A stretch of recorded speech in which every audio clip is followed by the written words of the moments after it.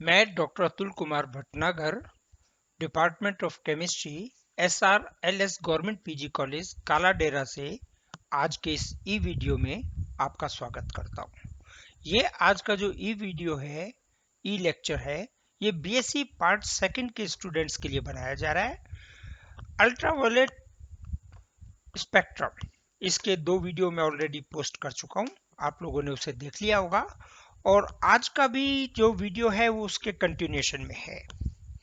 अपन ने पहले 2 लेक्चर्स में ये पढ़ा कि अल्ट्रावायलेट एब्जॉर्प्शन जो है डाईईन्स कहाँ करते हैं, एब्जॉर्प्शन किधर होता है, किस रेंज में होता है, और कौन कौन से ऐसे प्रतिस्थापी हैं जो उस एब्जॉर्प्शन को अफेक्ट करते हैं, जिनका प्रभाव इन पे पड़ता है।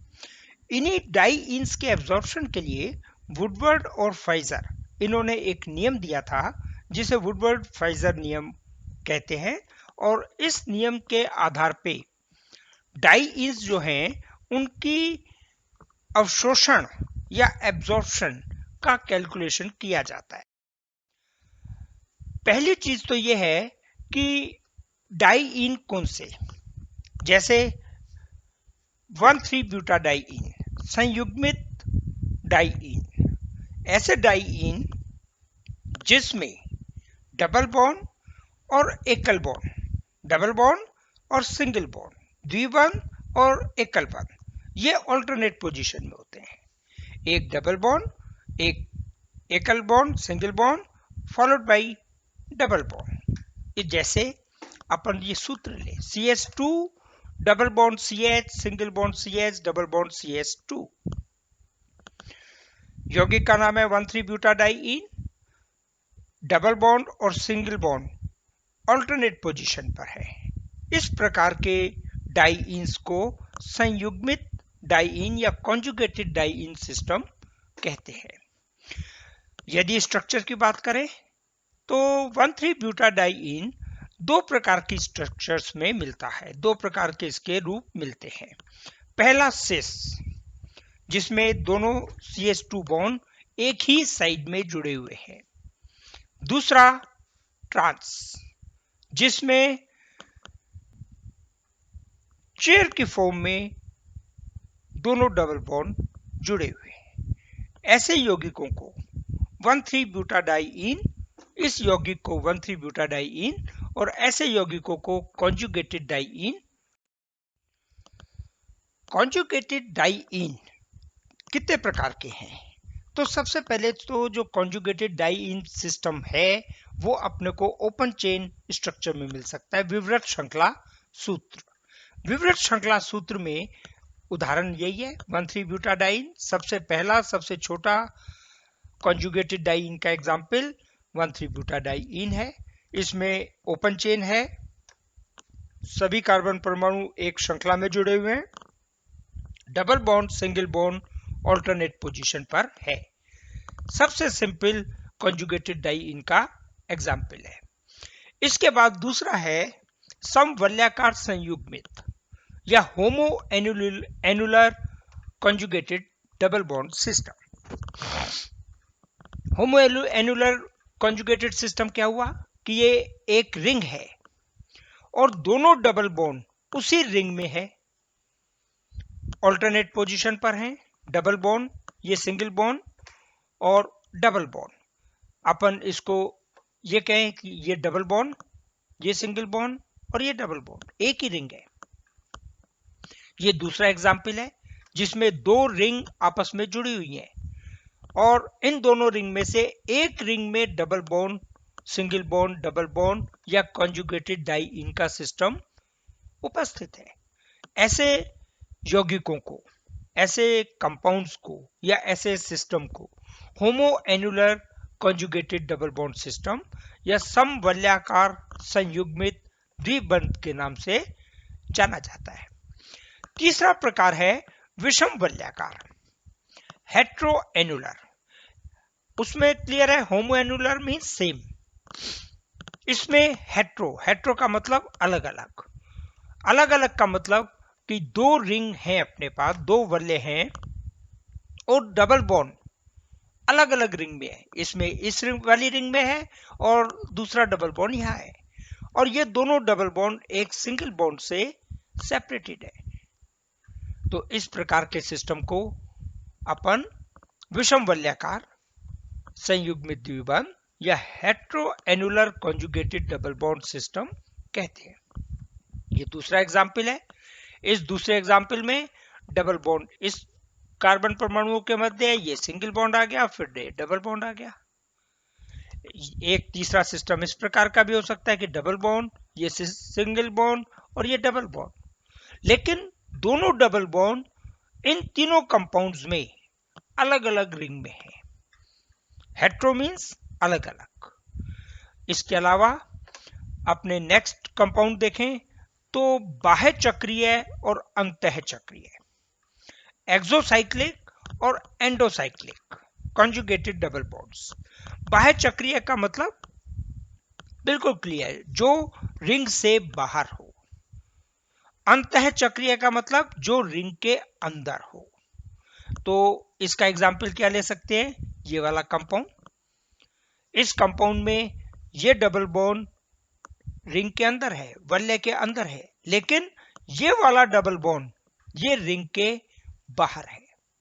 ये हो गया एक्सोसाइक्लिक या बाह्य चक्रीय संयुग्मित द्विबंध, exocyclic conjugated double bond system.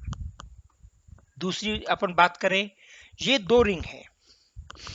इन दो रिंग में एक डबल बॉन्ड इस रिंग में है और एक डबल बॉन्ड इस रिंग में है। अपन इसको भी कह रहे हैं एक्सोसाइक्लिक, बाह्य चक्रीय। क्यों कह रहे हैं, क्योंकि ये जो डबल बॉन्ड है बे रिंग में, रिंग बी में, ये ए के लिए, रिंग ए के डबल बॉन्ड के लिए एक्सोसाइक्लिक है, रिंग से बाहर है। आप यदि इसके बे के बाकी बॉन्डों पे हाथ रख के देखेंगे तो आपको इस तरीके की संरचना इस कार्बन परमाणु पे नजर आएगी। और तीसरा एग्जाम्पल ये वाला है। तीसरे एग्जाम्पल में क्या है कि ये वाले डबल बॉन्ड ए और बी, ए और बे, दोनों वल्ले में जो डबल बॉन्ड है वो दोनों ही एक्सोसाइक्लिक है। ये वाला बॉन्ड इसके लिए एक्सोसाइक्लिक है और ये वाला बॉन्ड इसके लिए एक्सोसाइक्लिक है। तो ये जो एग्जाम्पल है, ये एग्जाम्पल है बाह्य चक्रीय और अंतः चक्रीय या एक्सोसाइक्लिक और एंडोसाइक्लिक कॉन्जुगेटेड डबल बॉन्ड सिस्टम के लिए। तो ये प्रकार हैं कि किस किस प्रकार के डबल बॉन्ड हो सकते हैं। अब अपन डाई इनो के अवशोषणांक जो हैं, एब्जॉर्प्शंस जो हैं, उनको कैसे ज्ञात करना है उसकी बात करते हैं। ये एक मैंने साइड में टेबल बना दी है। इस टेबल में अपन ने मान रखे हुए हैं। जो डाई इन का एब्जॉर्प्शन अपन ज्ञात करेंगे उसमें एक तो होगी बेस वैल्यू, जो ऊपर की तीन है, इनमें से कोई एक होगी। 1,3 ब्यूटाडाई इन का अपन बेसिक मान माने तो 217 नैनोमीटर है। ये सारी वैल्यूज नैनोमीटर में है।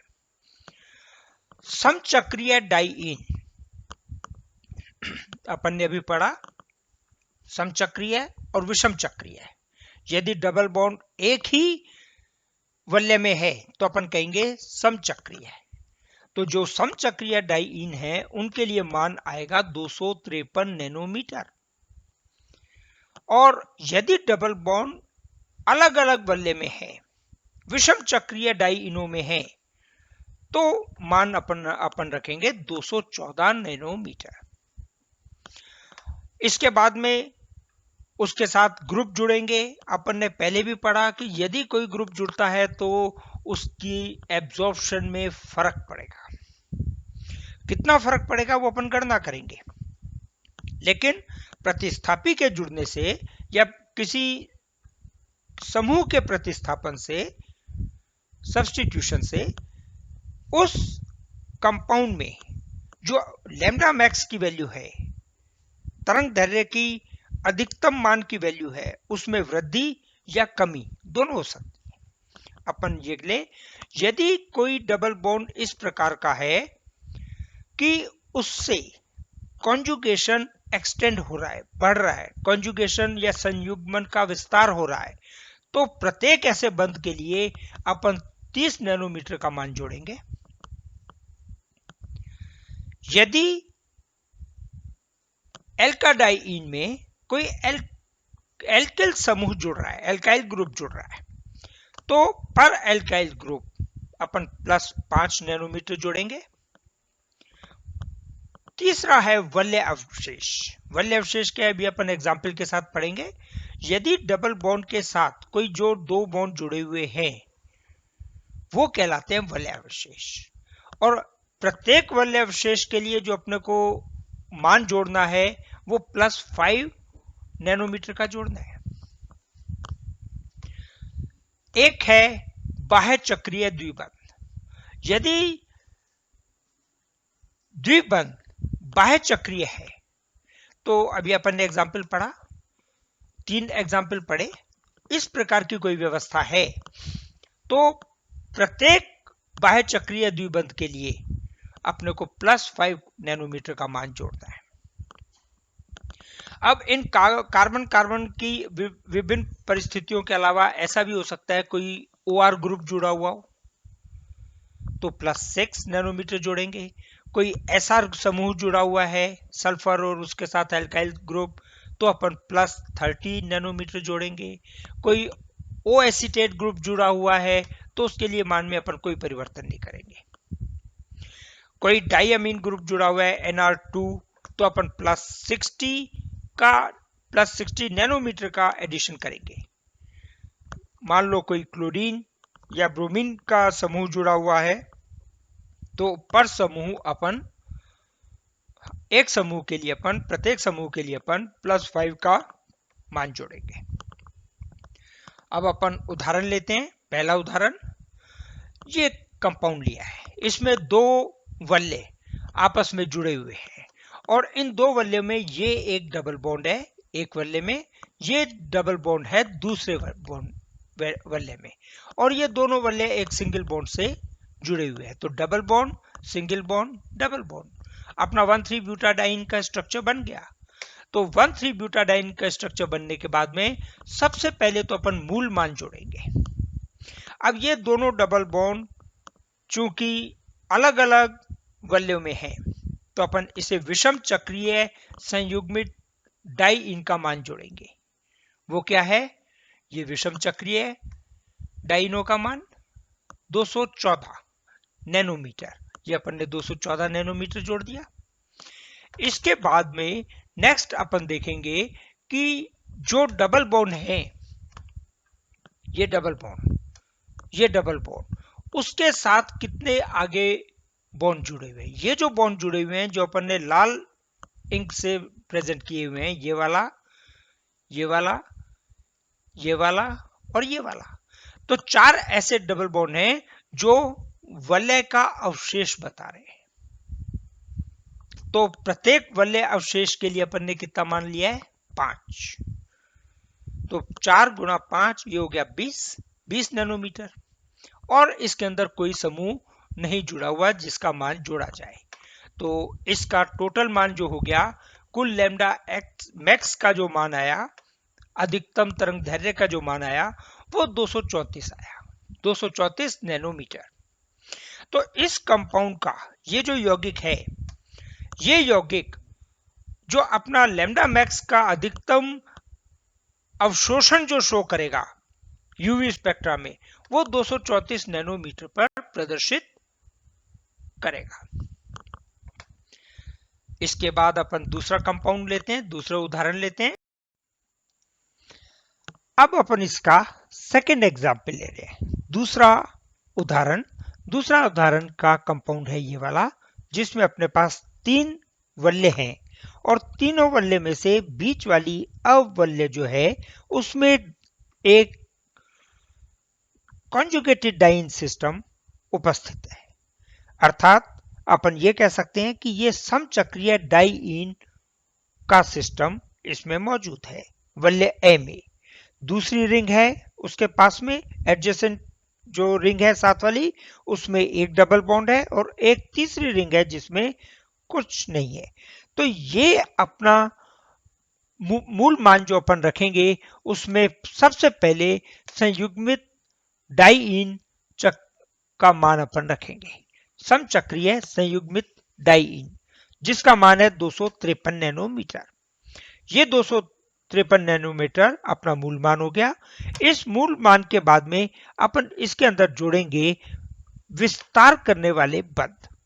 विस्तार करने वाले बंध क्या है कि जब किसी कॉन्जुगेटेड डाइईन सिस्टम में, किसी यौगिक में 2 से अधिक द्विबंध उपस्थित हों, तो ऐसे द्विबंध को जो 2 से अधिक हैं अपन क्या कहते हैं, संयुग्मन विस्तार करने वाला द्विबंध। जैसे इस यौगिक में ये डबल बॉन्ड उपस्थित है, ये डबल बॉन्ड उपस्थित है और ये डबल बॉन्ड उपस्थित है। इन दो में ये जो तीनों डबल बॉन्ड हैं वो 2 सिंगल बॉन्ड से सेपरेटेड हैं, अर्थात ये 1,3 ब्यूटाडाइन सिस्टम के साथ में एक डबल बॉन्ड एकल बॉन्ड के बाद में ऑल्टरनेट पोजीशन पर उपस्थित है। तो जो कॉन्जुगेटेड सिस्टम था, संयुग्मित डाइईन सिस्टम था, वो एक्सटेंड हो गया, वो बढ़ गया, 2 से 3 डबल बॉन्ड तक पहुंच गया। मान लो इसके अंदर एक डबल बॉन्ड यहां पे उपस्थित हो, तो ये कॉन्जुगेटेड सिस्टम फर्दर एक्सटेंड हो गया, दोबारा आगे बढ़ गया। तो इस प्रकार जितना विस्तार होगा उतना अपने को डबल बॉन्ड के लिए मान जोड़ना पड़ेगा। अब इसके अंदर, इस यौगिक के अंदर एक डबल बॉन्ड बढ़ गया है, 2 के बाद में 3 डबल बॉन्ड हो गए हैं और तीनों डबल बॉन्ड कॉन्जुगेटेड सिस्टम है, संयुग्मन की स्थिति में है। Double bond, single bond, double bond, single bond, last double bond. तो ऐसे सिस्टम में जब मौजूद हो तो विस्तार करने वाले डबल बॉन्ड के लिए अपने को 30 नैनोमीटर का मान जोड़ना पड़ेगा प्रति डबल बॉन्ड। इसमें एक है, मान लो ये एक डबल बॉन्ड यहां पे भी होता तो अपन 2 गुणा 30 करते। इस समय की स्थिति में एक डबल बॉन्ड है तो अपन ने 1 गुणा 30 बराबर 30 नैनोमीटर का मान जोड़ दिया।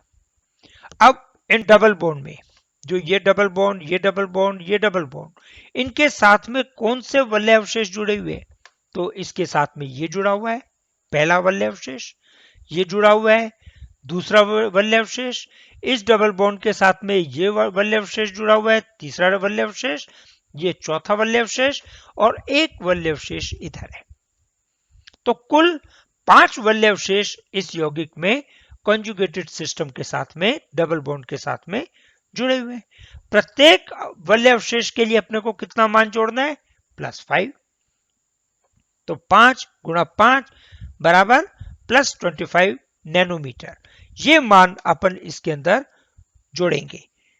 अब अपन इस डबल बॉन्ड जो एक्सटेंड कर रहा है कॉन्जुगेशन को, उस डबल बॉन्ड पर आए। तो इस डबल बॉन्ड में ये 4 बॉन्ड अपन एक बार को भूल जाएं, तो ये डबल बॉन्ड इस वलय के लिए बाह्य चक्रीय द्विबंध है, वलय के बाहर है। और प्रत्येक बाह्य चक्रीय द्विबंध के लिए अपन कितने का मान जोड़ते हैं, +5 का। एक बाह्य चक्रीय द्विबंध है तो इसके लिए 1 गुणा 5 बराबर 5 नैनोमीटर का मान इसमें अपन जोड़ेंगे। अब इसका अपन टोटल लगाएं, इस टोटल को देखें तो 5, 10 और 15, 5 और 5 10 और 3 13, 3 हासिल लगे 1, 6, 7, 8, 9, 10, 11, 1 हासिल लगे 1 और 3। तो लैम्डा मैक्स अधिकतम अवशोषण का मान कितना ज्ञात हुआ, 313 नैनोमीटर। तो ये जो यौगिक है एग्जाम्पल 2 में, ये यौगिक 313 नैनोमीटर पर अवशोषण प्रदर्शित करेगा। इसके लैम्डा मैक्स का मान जो है वो 313 नैनोमीटर ज्ञात हुआ है। अब अपन एग्जाम्पल 3 लेते हैं। एग्जाम्पल 3 में देखते हैं कौन सा कंपाउंड है। एग्जाम्पल अपन लेते हैं। तीसरे एग्जाम्पल में जो कंपाउंड अपन ले रहे हैं वो ये ले रहे हैं। इस तीसरे कंपाउंड में अपन सबसे पहले डबल बॉन्ड की पोजीशन देखते हैं। डबल बॉन्ड एक ही वल्ले में है, वल्ले बी, रिंग बी। तो बी रिंग में जो डबल बॉन्ड है वो दोनों हैं, इसलिए समचक्रीय संयुग्मित डाइईन हो गए, जिसका मान कितना है 253। अब इसके अंदर अपन देखेंगे वल्य अवशेष। तो इस डबल बॉन्ड के साथ में एक वल्य अवशेष, ये दूसरा वल्य अवशेष, इस डबल बॉन्ड के साथ में ये वल्य अवशेष और ये वल्य अवशेष। तो 4 वल्य अवशेष है बी रिंग के साथ में। तो प्रत्येक वल्य अवशेष का कितना मान है 5। तो 4 गुणा 5 बराबर 20। तो वल्य अवशेष का कुल मान कितना आ गया 20 नैनोमीटर। अब वल्य बी में एक एल्काइल समूह जुड़ा हुआ है जो इस पिंक लाइन से प्रेजेंट हो रहा है। ये ग्रुप मैथाइल ग्रुप कहलाता है, CH3। और एक मैथाइल ग्रुप यदि जुड़ा हुआ हो तो उसका मान है +5। तो 1 गुणा 5 बराबर +5 नैनोमीटर, ये इसका मान आ गया। और दो चक्र, चक्र अ और चक्र स, ये दोनों जुड़े हुए हैं। ये डबल बॉन्ड, ये वाला डबल बॉन्ड चक्र अ के लिए बाह्य चक्रीय द्विबंध है, और ये वाला द्विबंध इस रिंग सी चक्र वलय स के लिए एक्सोसाइक्लिक डबल बॉन्ड है, बाह्य चक्रीय द्विबंध। तो इस यौगिक में 2 बाह्य चक्रीय डबल बॉन्ड उपस्थित है। तो इन एक बाह्य चक्रीय डबल बॉन्ड का मान 5 है, ये देखिए +5।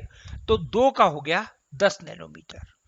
अब इसका अपन सबका टोटल करें तो कुल लैम्डा मैक्स का जो मान निकल रहा है वो 288 नैनोमीटर। 3 + 5 8, 5 2 7 और 1 8, 8 और 2, तो 288 नैनोमीटर ये इसका अवशोषणांक का या एब्जॉर्प्शन का मान आ रहा है लैम्डा मैक्स का इस कंपाउंड के लिए।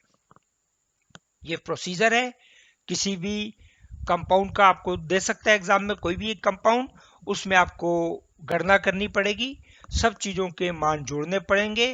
इस टेबल को कम से कम 4 चौथे पॉइंट तक, 4 ये और 3 ऊपर की, ये 7 वैल्यूज आपको अच्छी तरह याद होनी चाहिए।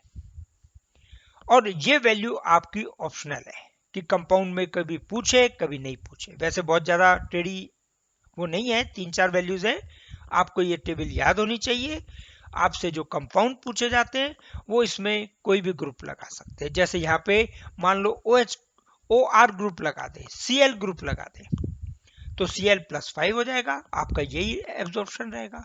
मान लो OR ग्रुप जोड़ देते हैं तो OR का मतलब +6, 289 हो जाएगा। OAC ग्रुप जोड़ देते हैं तो कोई मान में परिवर्तन नहीं होगा, 0 हो जाएगा, बल्कि कम हो जाएगा। 5 इसमें से वैल्यू कम हो जाएगी, 283 रह जाएगी, उसका मान 0 है। यहां अपन ने 5 जोड़ा हुआ है एल्किल ग्रुप का। तो ये आपको जो एग्जाम्पल दिया जाएगा उसको देख के उसके हिसाब से जोड़ना है। आपको पहले एनालाइज करना है कि इसमें किस किस चीजों के मान जोड़ने हैं, उन चीजों को आप यहां लिखें। उसके बाद कितने कितने हैं वो लिखें, और कितनी कितनी उसमें वैल्यू जुड़नी है वो लिखें। फिर यहाँ पे गुणा भाग करके गुणा करें, उसे जोड़ें, और ये जो वैल्यू आपकी निकलेगी ये लैम्डा मैक्स का मान उस यौगिक के लिए अधिकतम एब्जॉर्प्शन तरंगदैर्घ्य का या अवशोषण जो करेगी, जिस तरंगदैर्घ्य पे यौगिक अवशोषण प्रदर्शित करेगा उसका मान निकलेगा। तो इसके साथ ये आपका टॉपिक खत्म होता है। अगला टॉपिक अपन नेक्स्ट टर्न में लेंगे। Thank you.